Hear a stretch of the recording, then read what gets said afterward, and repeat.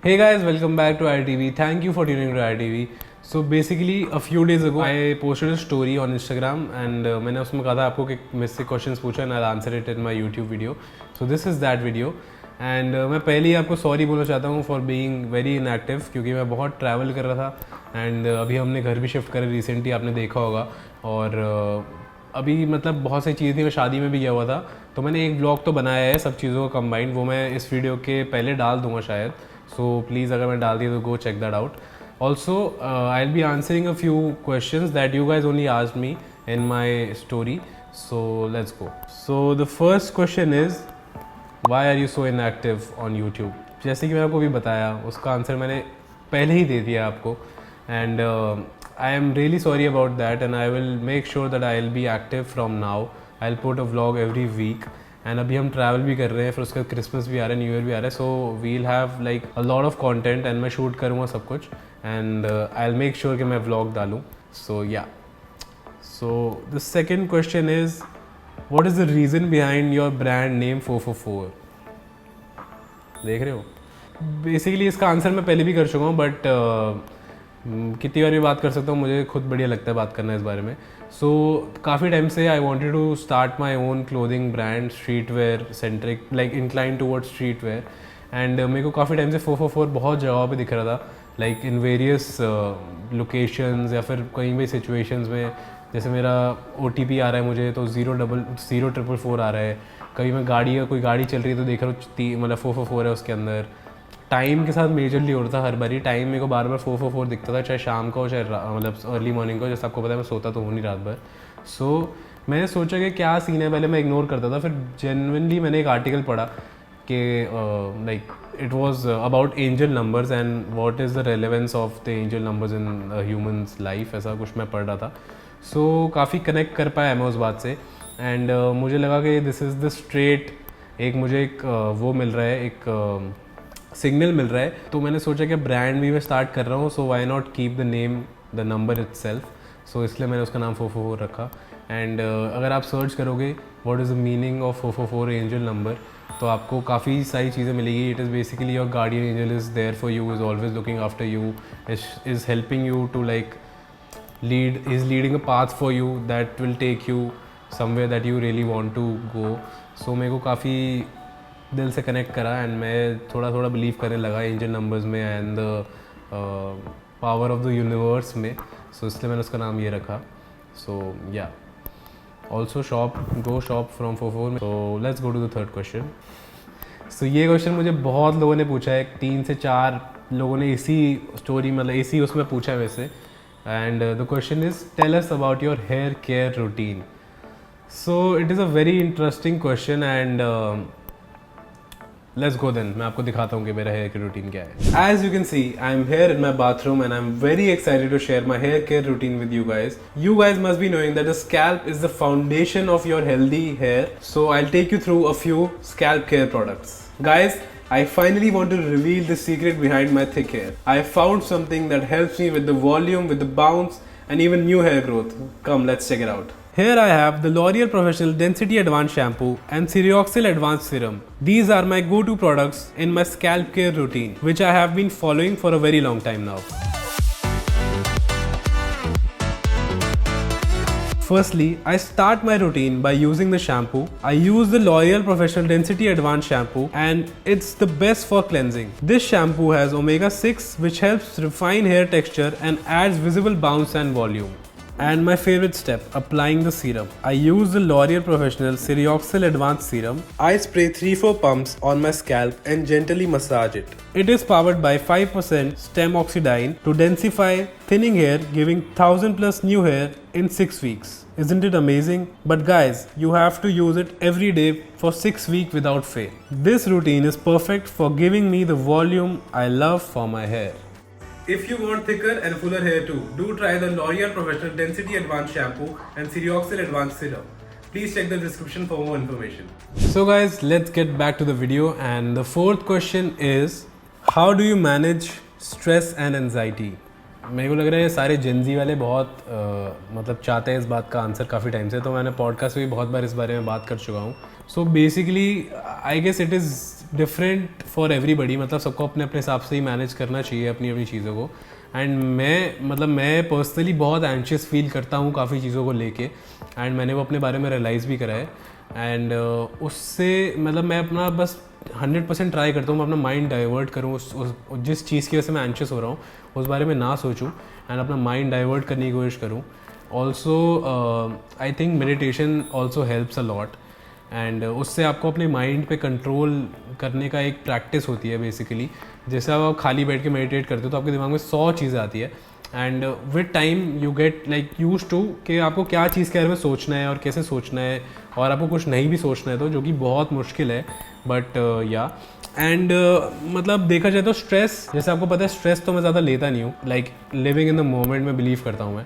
So stress basically तभी होता है लोगों को जब वो पास्ट के बारे में सोच के किसी चीज़ में परेशान होते हैं एंड फ्यूचर के बारे में सोचते हैं। तो मेरा ये मानना है कि जो चीज़ हमको पता नहीं है उस बारे में स्ट्रेस लेके कुछ फ़ायदा नहीं है, और जो चीज़ ऑलरेडी हो चुकी है जिसको हम चेंज ही नहीं कर सकते हैं लाइफ में, तो उस बारे में भी क्यों टेंशन लेनी।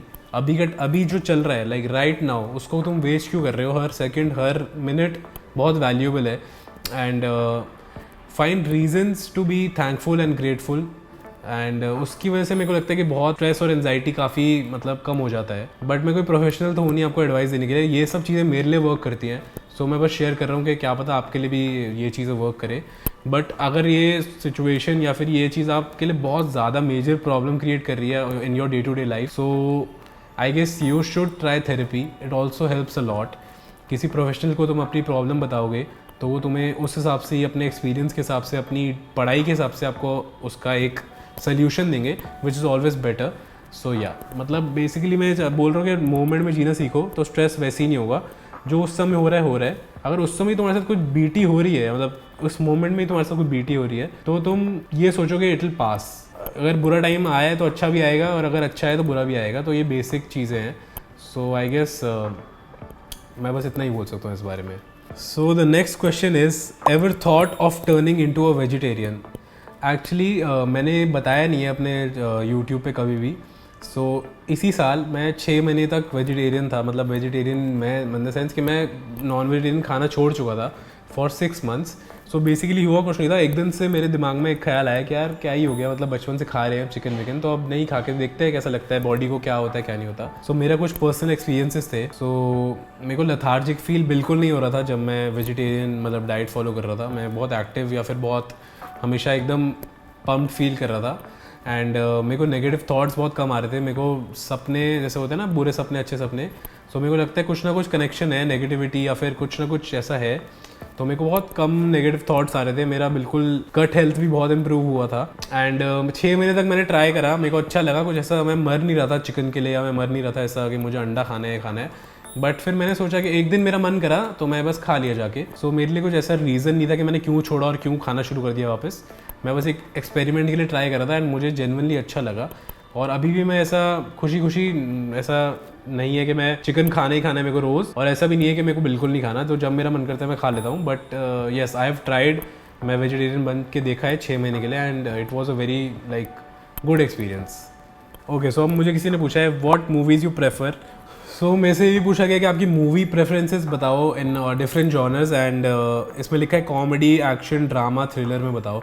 सो मैं ना ज़्यादा मूवीज़ नहीं देखता हूँ। मेरा ऐसा सीन है कि जो भी फॉर यू सेक्शन नेटफ्लिक्स जो भी जगह पे आ रही होती है, जैसे ये रिसेंटली एडेड, तो मुझे देखता हूँ। अगर मेरे को स्टोरी पढ़ता हूँ, ब्रीफ पढ़ता हूँ, अच्छा लगता है तो मैं देख लेता हूँ।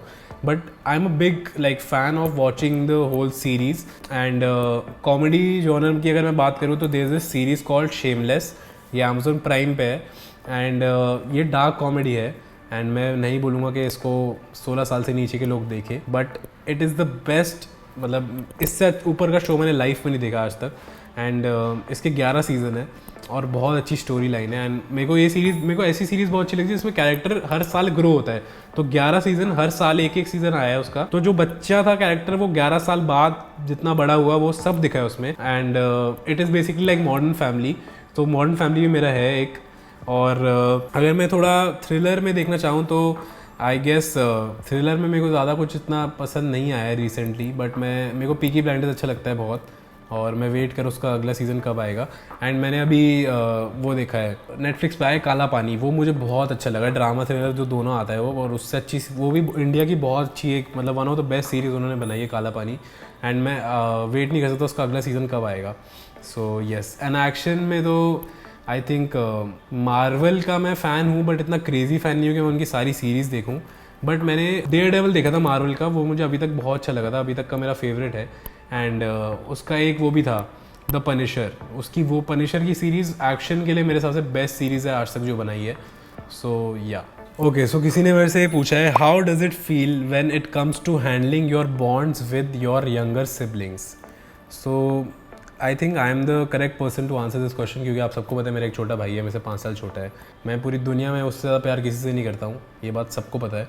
बचपन जैसे मेरे को ये नहीं पता कि अगर मेरी छोटी बहन होती तो हमारा क्या रहता, मतलब प्यार तो ऑब्वियसली करता ही मैं, बट एक होता है ना तुम अगर से दोनों बॉयज़ हो और तुम बचपन से बड़े हो रहे हो, साथ में तुमने देखा है, और ऐसा होता है कहीं ना कहीं सबकॉन्शियसली तुम्हारे छोटा भाई या छोटी बहन तुम्हें ही फॉलो करते हैं, मतलब जैसे तुम कर रहे हो या जैसे तुम बात कर रहे हो, जैसे तुम रह रहे हो, या तुम्हारी छोटी छोटी चीज़ें वो कैच कर लेते हैं जल्दी। जैसे जो एल्डर सिबलिंग होता है वो मेजरली चीज़ें अपने फैमिली से, जैसे अपने डैड को देख के सीखता है, अपनी मॉम को देख के सीखता है, पर तुम्हारे छोटे भाई बहन के लिए तुम ही उनके वो फिगर हो, फादर फिगर मदर फिगर वैसा ही है, तो क्योंकि वो तुम्हारे साथ सबसे ज़्यादा टाइम स्पेंड करते हैं तो वो तुम्हारे जैसा ही बनते हैं धीरे धीरे। एंड आई गेस बहुत लोग ये गलती करते हैं कि अपने यंगर सिबलिंग को as a side character of their own story सोचते हैं, बट ये हम लोग सोचना भूल जाते हैं कि वो खुद अपनी स्टोरी के मेन कैरेक्टर है और वो भी एक मतलब एक एंटिटी है अलग। तो उनकी लाइफ में जो भी चल रहा है एक टाइम तक ऐसा होता है कि हमें लगता है कि हमारा छोटा भाई है तो सब हमारे हिसाब से या फिर हमारे अराउंड घूमे की चीज़ें, बट जब वो बड़े होते हैं उनकी अपनी एक लाइफ बनती है, वो अपने अलग लोगों से मिलते हैं, उनकी लाइफ के अपने एक्सपीरियंसेस होते हैं, तो उन सबको कंसिडर करके ही मतलब डील करना चाहिए उनसे। वैसे मेरा कुछ आर्ग्यूमेंट होता नहीं टचवुड मेरे भाई के साथ, क्योंकि हम बहुत सब कुछ शेयर करते हैं एक दूसरे से, बट अगर किसी को लग रहा है कि उनका छोटा भाई बहन उनकी बात नहीं मान रहा है या फिर उनसे अब वो इतना क्लोज फील नहीं करते जितना पहले करते थे, तो ये बहुत नेचुरल है, क्योंकि वो भी बड़े हुए हैं, वो भी बाहर की दुनिया में निकले हैं, उनके भी 10 दोस्त बने हैं, 10 नई चीज़ें देखी हैं उन्होंने लाइफ में, तो वो भी धीरे धीरे ग्रो कर रहे हैं। तो इसको अपने पे लेने की ज़रूरत नहीं है, मतलब उनके साथ उनका एक्सपीरियंस जो भी वो कर रहे हैं, मतलब जहाँ पे भी वो हैं अभी, तो रिलेट करने की कोशिश करो कि जब तुम इस एज में थे तुम्हारे साथ क्या हो रहा था, तो तुम और अच्छे तरीके से समझ पाओगे उन्हें। एन्जॉय देयर एक्सपीरियंस, मतलब उनके साथ रह के। So that is my like very small advice. इस पे तो मैं बहुत घंटों तक बात कर सकता हूँ, but I guess this will be enough for this question right now. So let's move on to the next question. Okay, so how to deal with toxic friendships. मतलब ये क्वेश्चन का आंसर मेरे को एकदम पॉइंट पे क्या है वो यही है कि जिस एनवायरनमेंट में आप एंशियस फील कर रहे हो, जिस एनवायरनमेंट में आप अनवांटेड फील कर रहे हो, जिस एनवायरनमेंट में आपको अपनी खुद की वैल्यू नहीं फील हो पा रही है, तो आप वहाँ से डिस्टेंस मेंटेन कर लो। उससे बेटर आपके लिए कोई सल्यूशन नहीं है। चाहे आप स्कूल में हो या फिर कॉलेज में हो एंड आपको लग रहा हो कि आपके दोस्त थोड़े बदल गए हैं या फिर उनकी प्रायोरिटीज़ चेंज हो गई है, तो उसको अपने पे लेने की ज़रूरत नहीं है और उनके ऊपर भी डालने की ज़रूरत नहीं है। लाइफ है, सब ग्रो करते हैं, सबकी चीज़ें बदलती रहती है, तो इसमें पहली बात तो आपकी कोई गलती नहीं है, दूसरी बात उनकी भी कोई गलती नहीं है। मतलब वो कुछ जान के आपको ऐसा फील नहीं करा रहे हैं, बट ऐसा सीन है कि सिचुएशंस की बात है। एक चीज़ है लिव एंड लेट लिव, तो उनके बिहेवियर चेंज हो रहा है तो अपने पे मत लो, अपने में फॉल्ट्स निकालना छोड़ दो और उनके बारे में भी बुरा सोचना छोड़ दो। मतलब टाइम की बात है सारी, टाइम के साथ सब चीज़ें बदलती है, सब में और दिमाग आता है, सबको लगता है कि ये अभी ये हमारे लिए सही है, अभी ये हमारे लिए सही है। मूवीज़ की तरह नहीं होता कि दोस्त ने बोला कि तू मेरा चड्डी बड्डी है तो ज़िंदगी भर तेरी चड्डी पहन के घूमता रहेगा। वो सबकी अपनी अपनी लाइफ होती है। तुम अगर अपने आप को मेन कैरेक्टर मानते हो तो बहुत अच्छी बात है, मानना चाहिए, मैं भी मानता हूँ, बट तुम दूसरे वाले को ये इस वे से सोचो कि दूसरा वाला भी तो खुद को मेन कैरेक्टर मानता है ना अपनी स्टोरी का, तो उस हिसाब से तुम उनको जज मत करो, मतलब या फिर उनको ब्लेम मत करो। और सबसे बड़े तो अपने आप को तो बिल्कुल ब्लेम मत करो कि हम में ही कुछ प्रॉब्लम होगी तभी हमारे दोस्त बदल गए, ऐसा। तो ये सब नहीं होता है, ये पार्ट ऑफ लाइफ है, सब चीज़ें बदलती है धीरे धीरे एंड सब कुछ जो होता है वो अच्छे के लिए ही होता है। ये लाइफ का मोटो होना चाहिए एंड इसी बेसिस पे लाइफ जीनी चाहिए बस। So this is the second last question and जैसे कि मैंने अभी बोला, what is your go to motto in life. मेरे बहुत 2-3 हैं, मतलब बेसिकली पहला मेरा ये है कि जैसे मैंने अभी बोला कि पहला तो मेरा लिव इन द मोमेंट है, वो मेरा सबसे बड़ा मोटो है कि जो अभी हो रहा है उस पर ध्यान दे। या जो अभी जो तू मज़े कर रहा है, अभी तू तेरे पास इतना प्रिविलेज है कि तू एसी के अंदर बैठा है या कुछ खाना ऑर्डर करके, छोटा सबवे ऑर्डर करके मंगा रहा है, अगर तू इतना प्रिविलेज्ड है तो इसको इन्जॉय कर, इससे ही तेरे को बहुत खुशी मिल जाएगी और कुछ डोपामीन की ज़रूरत है ही नहीं और कहीं से लेने की। यही बहुत बड़ी बात है खुश होने के लिए अभी के लिए। एक तो ये है मेरा, एक मेरा है लिव एंड लेट लिव। तो मतलब मेरे हिसाब से जो जहाँ है, जो जैसा कर रहा है वो ठीक कर रहा है। आपको किसी भी वे में वो अफेक्ट नहीं कर सकता है जब तक आप नहीं होने दोगे। आपके हाथ में ही है सब कुछ कि आपको क्या अफेक्ट करेगी चीज़ें लाइफ में, क्या नहीं करेगी। तो अगर आप बिल्कुल प्लेन सिंपल सोबर अपनी सीधा सीधा चल रहे हो, अपनी लाइफ से ध्यान दे रहे हो, अपने बारे में सोच रहे हो, आपकी खुद के इमोशंस अगर आपके कंट्रोल में है ना, तो XYZ बंदा कुछ भी कर रहा हो आपको अफेक्ट नहीं करेगा वो। तो मेरा ये मोटो है जो मैं फॉलो करता हूँ बहुत ज़्यादा। So the last question is how not to feel left out when you are alone. Heavy. So basically मेरे को बहुत अच्छा लगता है अकेला रहना। मतलब मेरे को अकेला रहने से बढ़िया चीज़ ही नहीं लगती कोई। उसका रीज़न ये है कि मैं अपने आप को रोज़ एक्सेप्ट करता हूँ कि मैं यही हूँ या मैं ऐसा ही हूँ, और मुझे अपने साथ रहने में इतना मज़ा आता है ना। मैं फ़ोन छोड़ के भी बैठ सकता हूँ आराम से, मैं अपने मन में कुछ भी कहानियाँ बना के मस्ती कर सोच सकता हूँ, मैं गाने लगा के छोड़ सकता हूँ, मैं कुछ भी साफ़ सफाई कर रहा हूँ, बैठा हूँ, मेरे को अकेले रहने में बहुत मज़ा आता है। तो मैं कभी ऐसा फील नहीं करता कि I have been like left alone और something like that. So I think I can not relate जिसने भी ये क्वेश्चन पूछा उससे, बट जेनरली मैं बताऊँ तो मैं पहले ऐसा मुझे फील होता था कि यार भाई अकेले कितना डिप्रेस्ड फील होता होगा, मतलब क्या ही है। अब ऐसा नहीं होता है, अब मुझे मज़ा आता है अकेले रहने में। और उसकी सबसे बड़ी बात यह है कि if you are comfortable with your own self, कि आप कहाँ हो अभी लाइफ में, आप क्या कर रहे हो, आप कैसे दिखते हो, कैसा बोलते हो, कैसा सोचते हो, अगर आप उन सब चीज़ों से एकदम अपने आप को खुद को वैलिडेशन दे चुके हो ना कि हम ठीक है एकदम, तो आपको फिर ज़रूरत नहीं है किसी की वैलिडेशन की। जब किसी की वैलिडेशन की ज़रूरत नहीं है ना, तो आप अकेले भी उतना एंजॉय कर सकते हो जितना आप दोस्तों के साथ एंजॉय कर सकते हो। जो बंदा, मतलब मेरा लाइफ का मानना ये है, और मैं इससे वीडियो ख़त्म करूँगा, लास्ट स्टेटमेंट है मेरी, कि अगर जो बंदा अकेले खुश रह सकता है ना, वो 100 लोगों के साथ भी खुश रह सकता है, 5 लोगों के साथ भी खुश रह सकता है, एक बंदे के साथ भी खुश रह सकता है। अगर वो अकेले खुश रह सकता है तो अकेले खुश रहना सीखो, आसपास के लोग अपने आप खुश हो जाएंगे उसके बाद। आज के लिए इतना ही ज्ञान काफ़ी है, and I hope you like the video. Also go check out my vlog जो इससे पहले डाला है मैंने, and I will see you in the next video. Thank you so much. चलो बोलो।